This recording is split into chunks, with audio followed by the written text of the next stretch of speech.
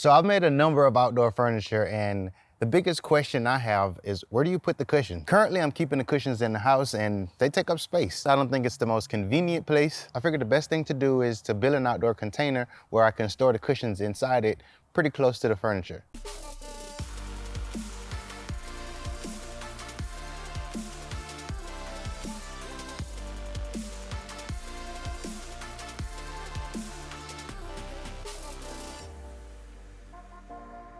You can theoretically use any lumber that's suitable for outdoor projects. I'll be using a pressure-treated lumber that's used for decks, walkways, landscaping, and other outdoor projects. The biggest hurdle is finding straight lumber.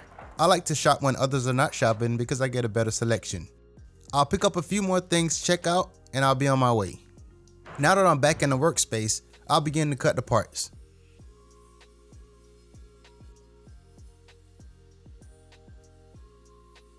Overall, I use 3 different types of wood. I use deck board, 2x4, and plywood.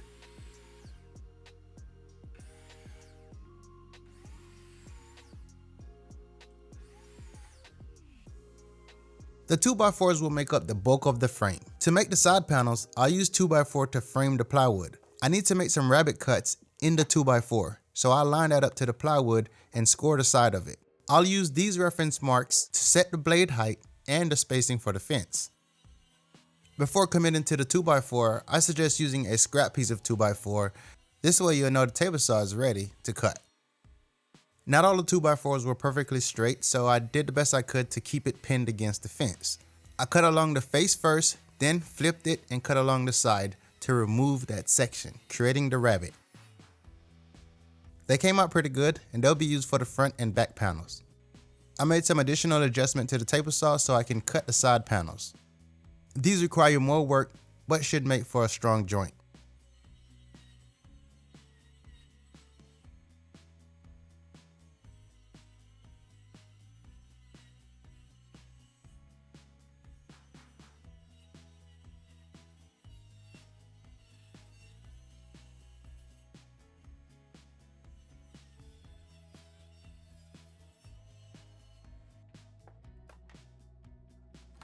Now that I have these parts cut, I need to make some additional cuts on the opposite end. I'll need to cut out a section for the 2x4 to sit. This needs to happen on both ends, so it does make it easier to make one cut, flip it around, and make the other cut. I clamped a piece of wood to the fence to use as a stop. I'll push the 2x4 through it till I hit the stop, flip it over, do the same thing. So far, here's where I am. I have 2 cuts on a 2x4, one going horizontal and one going vertical. I need to add an additional cut on the other side. To do so, I'll adjust the fence, place the stop, and make the other cut. Now this could be done with a bandsaw with a little less effort, but I do find this method to be quicker and more accurate. I did all of that so when I use a handsaw, I have the least amount of material to cut away.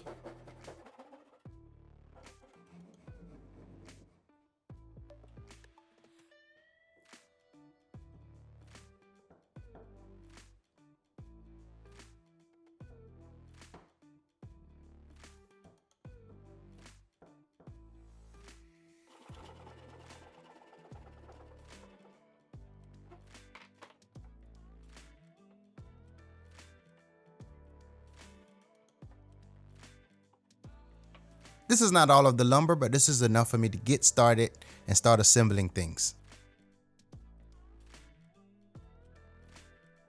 With this being an outdoor project, I'm going to be assembling the entire thing with screws, and the right screws matters. You're going to need screws that can withstand the harsh outdoor conditions. DECKMATE screws with TENZ Technology are perfect for this. This new design saves up to 50% of the energy when compared to standard screws. One of the things that set them apart is the small elevation on the threads. With the new TENZ thread design, you can drive up to twice as many screws on one battery charge. The cut tip gives a fast start when driving into the wood. The head has a star drive which provides grip and minimal slippage. Each screw is coated and rust resistant, and depending on what you're working on, you can get these in a number of colors. I'll link them down below, but you can find them online or in your local Home Depot.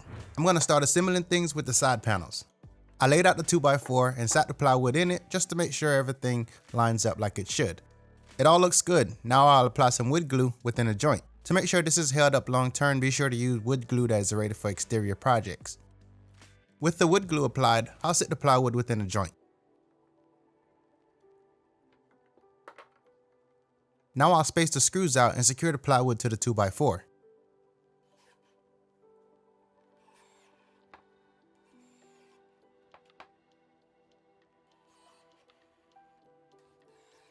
This is what side panel 1 will look like, so now I'll make up the second one. Now I'll shift the focus over to the front and back panel. I'll do the same thing by running a bead of wood glue down the joint and stick the plywood in place. Once I get it all lined up, I'll add some clamps so everything sort of stay together as I install the screws. If you look at the plywood, you'll see I drew a line out so I know exactly where the 2x4 ends. This way I'm not outside of the line when I install the screws. Here are the 4 panels assembled to make up the container. It's just a matter of fitting them together and adding more screws. Here I want to make sure the screw head is either even with the plywood or below the surface of the plywood.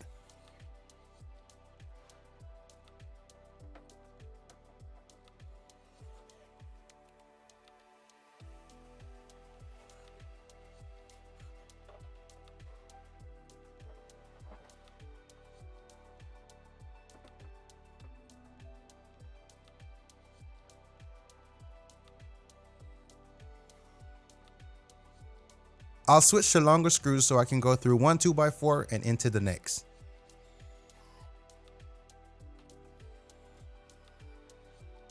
Here I'm picking one of the opening to be the top. I decided this will be the bottom. I'll add a strip of lumber here to keep the plywood from flexing. Now I'll drive screws through the plywood and into that piece. What I'm pointing out here is the fact that I didn't cut this piece off so that it would be flush to the other pieces inside the box and not sticking out. Before I add the bottom, I check to make sure the frame is squared.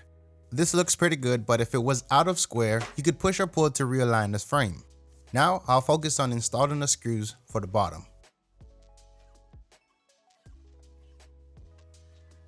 After I put the bottom on and flipped it over, this piece that I added earlier started to bother me. So I removed it, ripped it down, and added it back.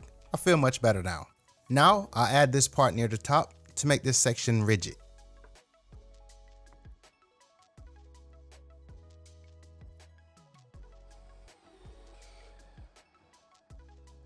This should complete the frame. Now I'll start wrapping the container with the boards.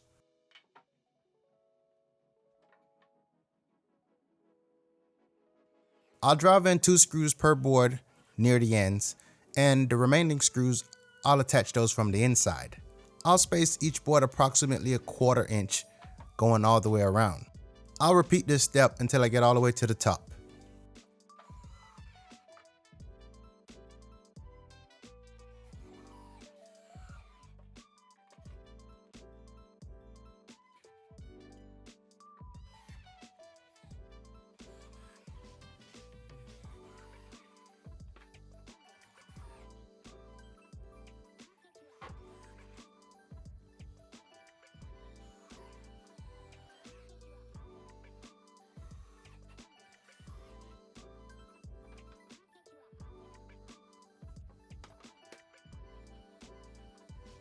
In order to keep the boards from bowing, I need to add some screws on the inside. This so I can keep the outside as clean as possible.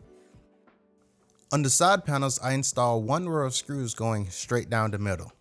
For the front panel, I added 2 rows of screws.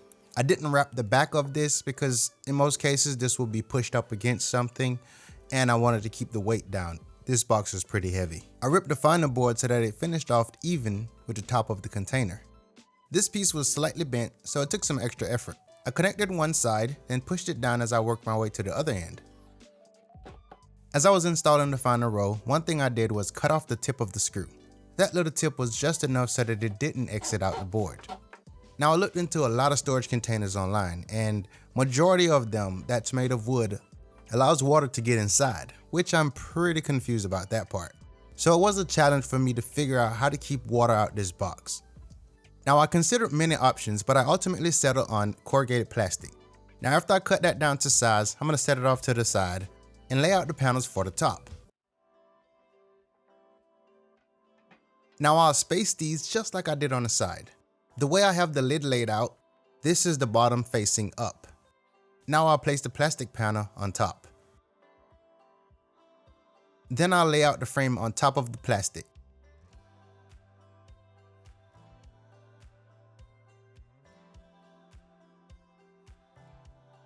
I've confirmed that this is the exact location for the frame, so I'll start screwing these together. I made sure the screws I'm using were long enough to go through the wood, through the plastic, and into the wood below. I added 4 screws per board. I pretty much lost track of how many screws I installed in this. It was a lot. I'm not going to install this just yet, but I'm going to flip it over, make sure it fits in its space, and set that off to the side. With the container this heavy, I think casters are a must, especially if you want to move this around on your own. I'll use 3 DECKMATE screws to install the casters, since these are going right into the 2x4 below the plywood. For the 4th hole, I'll use this T-nut on the inside. While I'm at it, I'll finish installing the remaining casters. The hole I drilled through the plywood, I'll plug it with this T-nut.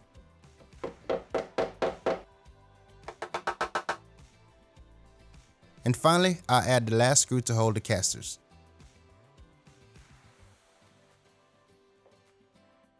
It's pretty safe to say this handle is a decorative handle. It works for pulling the box, but it's not strong enough to lift the entire box.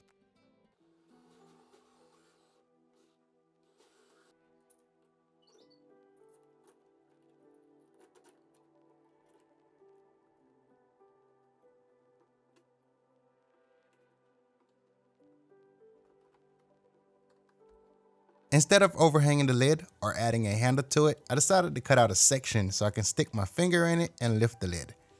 After scoring the markings with a utility knife, I pulled out the oscillating tool.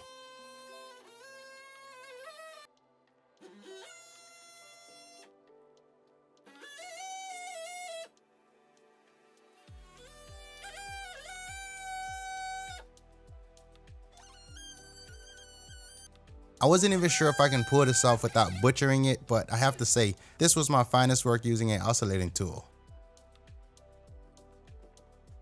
A little chisel work after, and it's done. Figuring out where to put the hinges were one of the more challenging things for me on this project. I ultimately set up for this because I got tired of overthinking it. The lid didn't cover the entire 2x4 near the back. Initially, I had a different top for this when I drew it up. But being that I changed it, I ended up figuring this out as I went. I added a small strip of wood so I had somewhere to mount the hinge. Then I used a long screw to go through the hinge, the strip of wood, and into the board. And finally, I'll secure the hinge to the 2x4 beneath. With the weight of the lid, I'd rather overdo this than to underdo it, so I spaced the hinges out enough so I can add 4. Whenever the wood is completely dried out, and I have to give it time, I'll likely just paint the entire thing.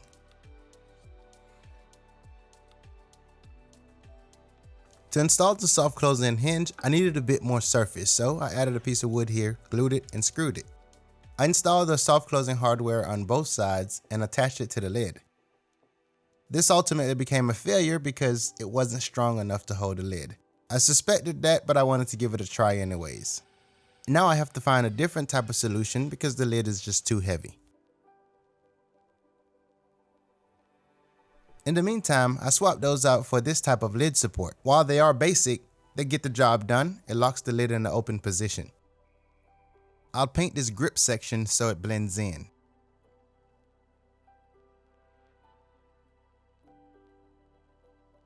Before I go any further with this, I'm going to give it enough time for the lumber to dry before I put paint on this. So I'm always excited when I build something that is useful, that I can put to use right away. And this is one of those builds, so I'm super excited about it. Let's take a look at it real quick. This is a good sized box with much room to spare on the inside.